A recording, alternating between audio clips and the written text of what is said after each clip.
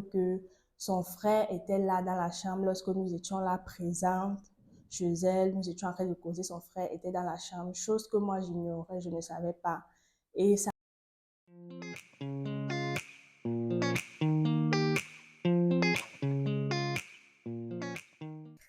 Hello guys, welcome to my channel. Welcome pour ceux qui ne me connaissent pas encore, moi c'est Nounou Lamna et welcome pour ceux qui me connaissent déjà. Si tu es nouveau sur cette chaîne, n'hésite pas de t'abonner, de commenter et de liker pour m'encourager. Aujourd'hui, je vais vous faire une story time sur la fois où je me suis fait bastonner à cause de ma camarade. Et oui, à cause de ma camarade.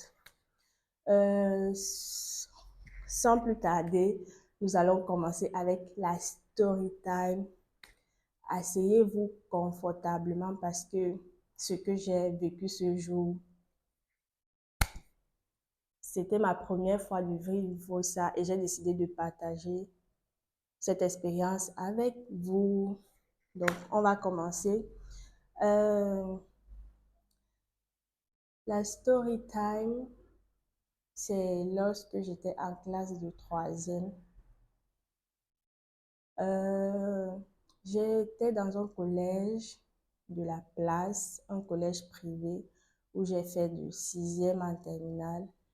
Arrivé en classe de troisième, c'était l'année de spécialisation, c'est-à-dire de sixième en quatrième, on faisait l'espagnol et l'allemand.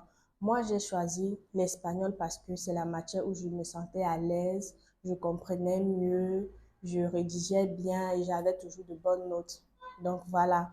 Et en troisième, nous étions nombreux déjà. L'administration a décidé de scinder la classe en deux, donc troisième espagnol A, troisième espagnol B. Et dans cette classe, j'ai fait la rencontre de deux magnifiques personnes. Oui, la première, on va l'appeler Ange. C'était ma camarade avec laquelle je partageais tout, mes moments de joie, de bonheur, tout. On a partagé de très beaux moments dans cette classe. Euh, la deuxième, on va l'appeler Julie. Bon, au premier semestre, Julie et moi, on se voyait durant les pauses, on se saluait pas trop, donc il y avait juste, c'était juste le bonjour, bonsoir, c'était pas encore une relation vraiment amicale, bien, c'était juste bonjour, bonsoir et tout, puisqu'on n'était pas dans la même classe. Durant le premier semestre, à un certain moment, elle s'est rapprochée de moi. Moi, j'ai pas trouvé d'inconvénient à cela. On a commencé à se rapprocher, discuter, papoter. Puisqu'elle avait déménagé, elle est venue juste le quartier voisin. Donc, ce qui faisait qu'on rentrait déjà ensemble, on marchait ensemble, on faisait le chemin ensemble. Mais nous étions juste les quartiers voisins. Donc, voilà. À un certain moment, je lui m'apportais des présents, des cadeaux. Elle me disait que c'est son oncle qui lui ramenait ses cadeaux de l'Europe et tout. Et moi, j'en parlais toujours à Ange, je lui montrais, je lui dis que voici ce que je lui m'a gardé aujourd'hui. Et étant donné que ma mère, c'est une personne vraiment qui m'a appris à aimer ce que j'ai fait avec ce que j'ai, toujours valoriser ce que j'ai. Lorsque Julie me remettait les cadeaux, j'allais toujours voir ma mère pour lui montrer, maman, tiens, voici ce que Julie m'a gardé aujourd'hui. Elle m'a dit que c'est son oncle qui l'a ramené ça de l'Europe et tout. Ma mère ne voyait pas d'inconvénient parce que chaque fois, je venais toujours présenter les présents. La première fois, c'était un shampoing. Toutes les autres fois, je ne me rappelle pas exactement de tous les cadeaux qu'elle m'apportait. Un jour, j'ai décidé donc d'aller chez elle après les cours parce que ce jour, on avait terminé les cours très tôt. Chemin faisant, on marchait, on papotait parce que nous sommes rentrés avec d'autres de nos camarades aussi. On papotait, on causait, on discutait. Arrivée chez elle, puisqu'elle était, elle était nouvelle aussi dans le quartier, donc leur maison était encore en construction. Leurs parents venaient d'acquérir le terrain. Ils ont lancé un chantier et tout. J'ai trouvé le lieu agréable, paisible. Elle m'a fait visiter un peu le quartier, visiter la maison et tout. Déjà, lorsque j'ai passé mon BEPC, ma mère m'avait offert un téléphone à bouton qu'on appelle Choronko généralement. Je suis allée avec ce téléphone chez elle. Néanmoins, lorsque nous étions là-bas chez elle, on a parlé de tout et de rien. On a discuté sur des sujets concernant l'école, sur nos camarades, sur les professeurs et tout. Le moment venu, je suis rentrée. En rentrant, elle m'a accompagnée. Sur le chemin, je me rends compte que j'ai oublié mon téléphone chez elle. Dieu merci, on n'avait pas encore fait la moitié du trajet. Je lui dis donc, j'ai oublié mon téléphone chez toi. Euh, Est-ce qu'on peut retourner aller récupérer mon téléphone? Nous sommes rentrés. J'ai récupéré mon téléphone, elle m'a accompagnée. Je suis arrivée à la maison. Quand je suis arrivée à la maison, j'ai expliqué à ma mère que j'étais chez ma camarade, chez la fameuse Julie qui me remettait les présents de temps à autre. Je suis allée chez elle parce que les cours sont vite terminés. Je suis allée juste pour passer un peu de temps avec elle et tout. Le lendemain, à l'école, Julie m'informe que son frère était là dans la chambre lorsque nous étions là présentes chez elle. Nous étions en train de causer, son frère était dans la chambre, chose que moi j'ignorais, je ne savais pas. Et sa mère aussi s'est fâchée à cause du fait que moi j'avais un téléphone et tout et tout. Tout un tas d'histoires, elle m'a raconté. Puis moi j'ai pris ça à la légère, je me suis dit juste que c'est normal, c'est le parent veut toujours protéger son enfant et tout. Je ne sais pas si son parent l'a interdit d'avoir un téléphone et autres. Mais du fait qu'elle est venue se plaindre que sa mère n'a pas apprécié le fait qu'il y avait un téléphone et ceci, cela, j'ai compris que son parent, du coup, l'avait interdit le téléphone.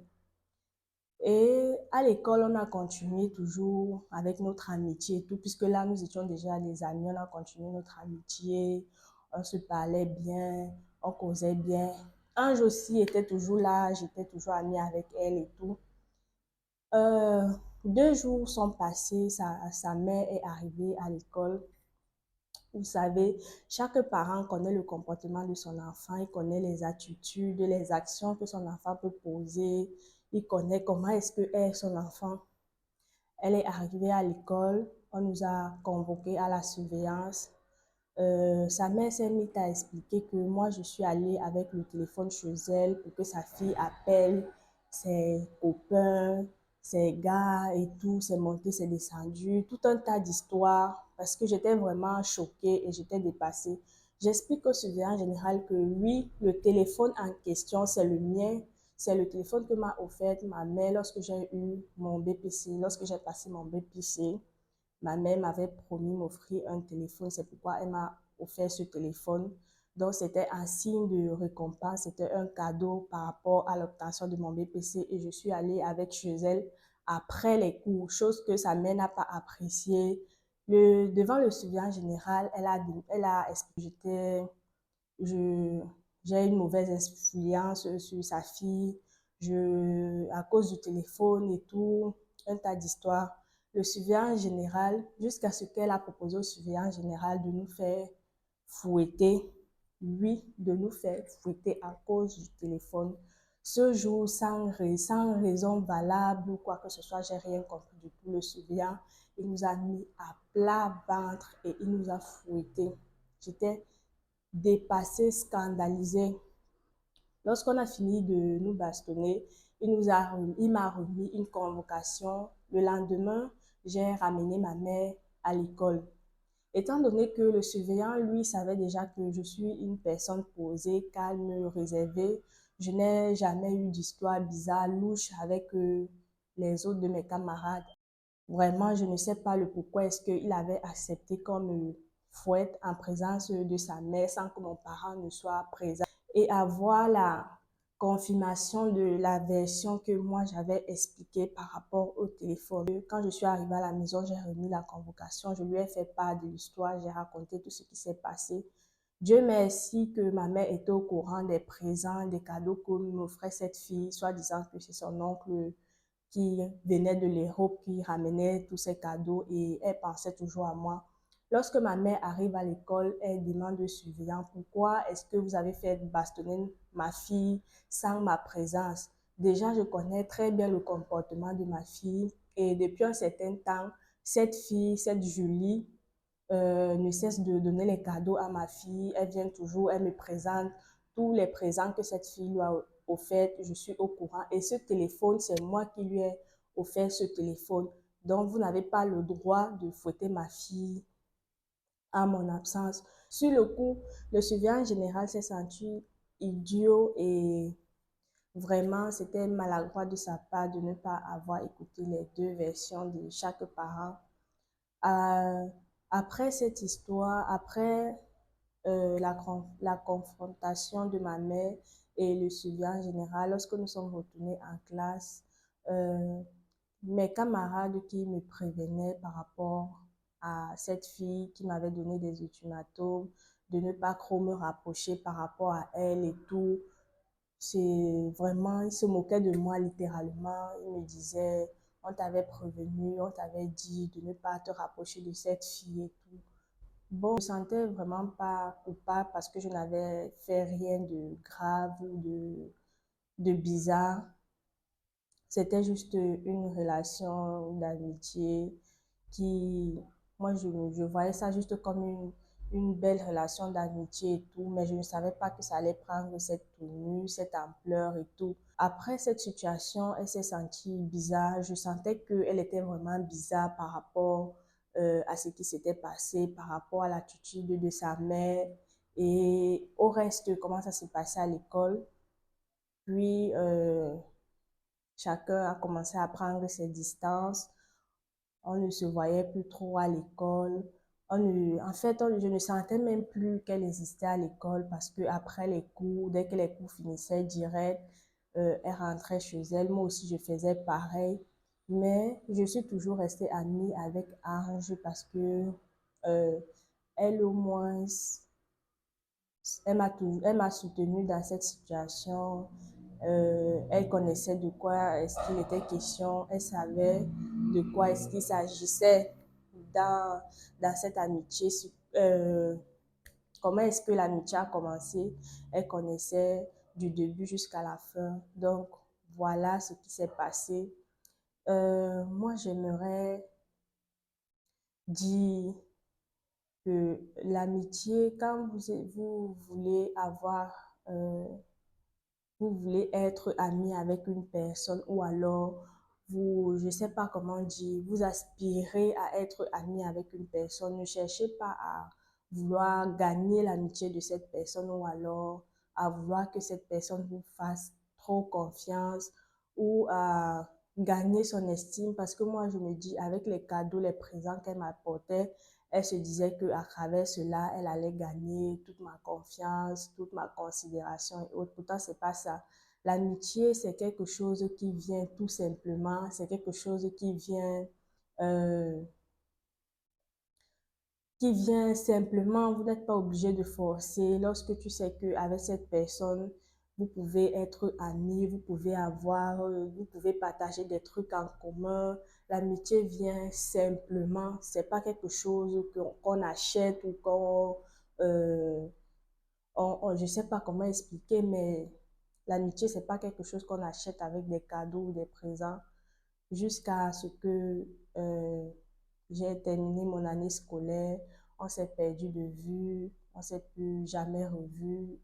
Jusqu'à présent, bon, j'ai plus son contact, on n'est plus en contact, j'ai juste des nouvelles d'elle à travers d'autres de mes camarades avec qui je suis toujours en contact jusqu'à présent. Voilà pour la story time.